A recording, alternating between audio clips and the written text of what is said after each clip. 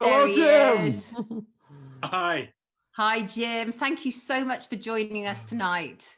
Oh, it's good to see you, Sonia. How are you? Great, thank you. This is Shaun, who I co-present with. Hi, Shaun. You've got a great smile, Jim. Yeah. Thank you. Jim is a top geezer. Jim is here to share two pieces of information. No, you are, Jim. I met you last year. I came and filmed you outside a cancer charity, which we're going to get onto in a minute, which is when I first met Jim. But Jim is a top geezer. And Jim is going to tell us about Challenge 72. Let's see your T-shirt, Jim. Come on, show us your T-shirt. What is this about? What are you up to? Well, Challenge 72 is it's a group of friends and I. There's 6 of us all together. And ever since the Grenfell Tower fire, we've done little bits here and there to try and chip in and do our bit to support the community that was so badly affected and is still so badly affected. Aid Mart, a friend of mine, came up with the idea of walking 72 miles. That's 1 mile for every life lost in the fire. And then when we sort of spun the idea out a bit, it became 72 miles in under 72 hours, carrying 72 pounds, which is the bonkers bit, really. There's now 6 of us. Aid and I are going to carry the 72 pounds. The other 4 are going to walk with us, support us, make sure we've got drinks and nutrition and first aid, hopefully not needed, along the way. And we start Thursday next week, 8 a.m. at the Grenfell Memorial Garden. And Saturday afternoon, all being well, we will finish back at the Grenfell Memorial Garden. Grenfell upset you as much as it upset me. Both you and I have discussed this, how profoundly we felt about what had taken place, how very wrong it was, how it showed such an imbalance in our society. Obviously, the Grenfell inquiry is ongoing.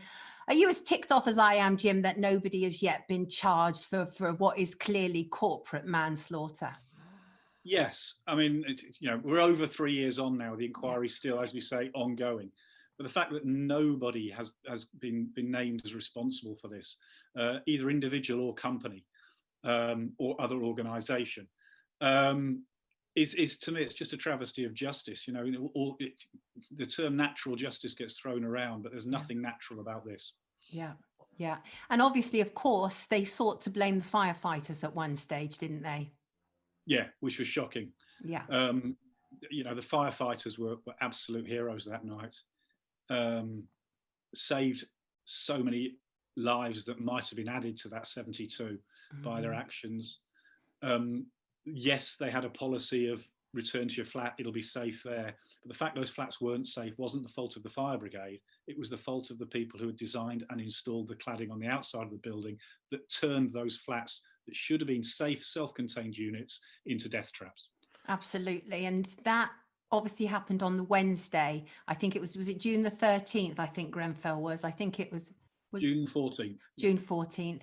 And 2 days after that, there was a march on Kensington and Chelsea Council, and people wanted Nick Paget-Brown's, well, they wanted his head, basically. He was the leader of the council at the time. It was quite clear a lot of very dodgy stuff had taken place. And I don't know if you remember, but I was inside of that building. We were filming inside of that building when everything was kicking off. It was just unbelievable. I mean, the doors were getting kicked in and everything. And myself and a cameraman managed to get inside that building.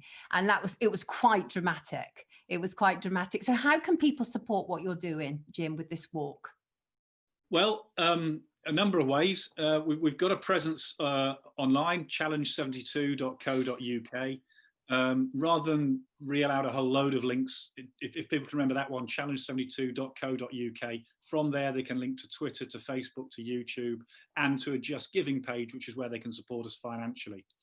We've set ourselves the target of raising £7,200 to support the Grenfell Foundation. We're just approaching 5,000.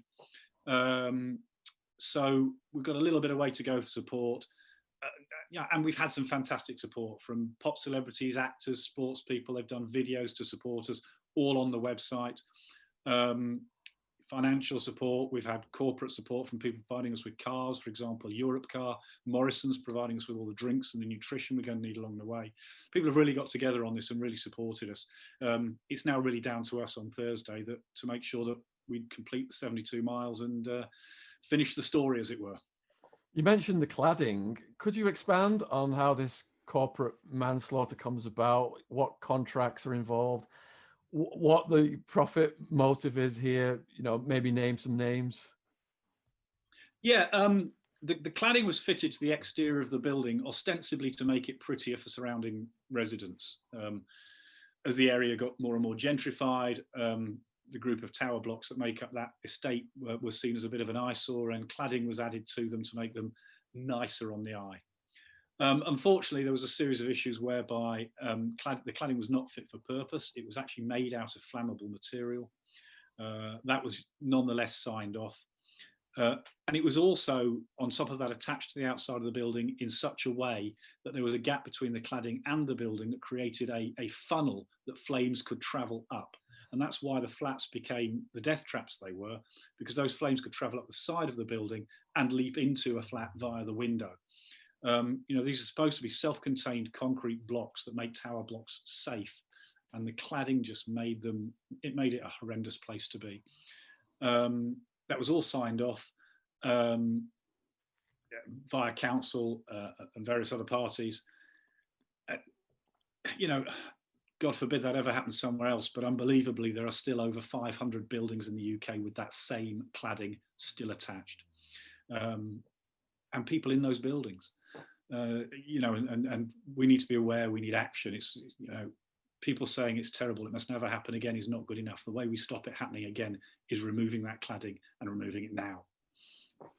And it's a social issue as well, isn't it? The fact is, if that had been 72 middle class, white, whoever, members of parliament, solicitors or whatever, we would have had convictions. This would have been tied up. This would have been sorted out. People would have been held responsible. But because Grenfell was a multicultural community, which was a mixture of private rented flats, but primarily council flats. Kensington and Chelsea Council were making an absolute fortune. I did a documentary about this. They were making an absolute fortune.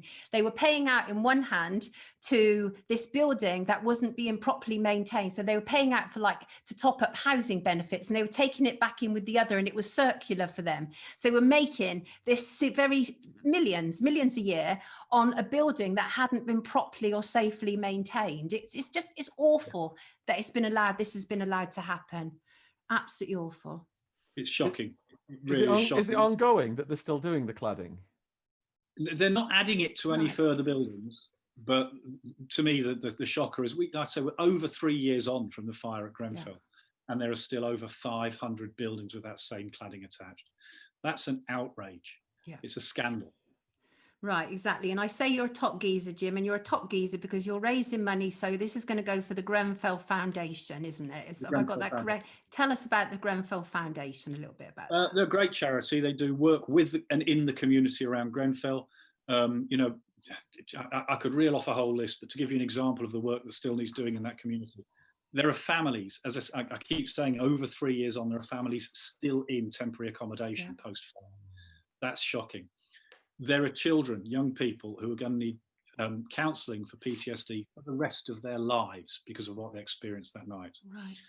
The way I put it the other day, I'll try and control my emotion, but the way I put it the other day is, imagine a young person going to school, looking around a classroom. That's all right, Jim. This is one of the reasons I like you, because you're real. Yeah, and they see empty desks where their friends used to sit. Yeah. And they're supposed to just deal with that. Yeah. I'm sorry, but we're creating issues for the future if those children, those young people, the adults that some of them are becoming, do not get the support they both deserve and need. Absolutely. Absolutely. Never apologise for genuine emotion, Jim. Seriously. This is literally what makes you so great.